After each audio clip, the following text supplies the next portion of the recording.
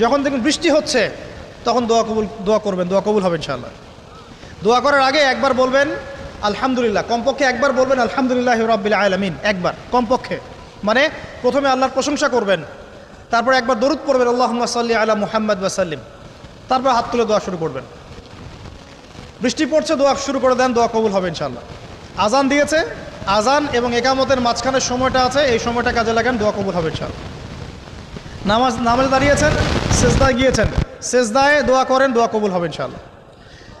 প্রশ্ন করে অনেকে যে ভাই সেজদায় কি বাংলায় দোয়া করা যাবে? হ্যাঁ যাবে, যদি আপনার নামাজটা নফল নামাজ হয়। কোন নামাজ হয়?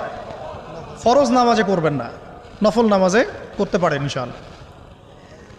সেজদায় বান্দা আল্লাহর সবচেয়ে কাছাকাছি থাকে, এই সময়ে বেশি বেশি দোয়া করতে রাসূল সাল্লাল্লাহু আলাইহি ওয়াসাল্লাম তাগিদ দিয়েছেন। দোয়া করলে ডাইরেক্ট কবুল হবে ইনশাআল্লাহ। পিতা মাতার খেদমত করে দোয়া করেন, দোয়া কবুল হবে ইনশাআল্লাহ।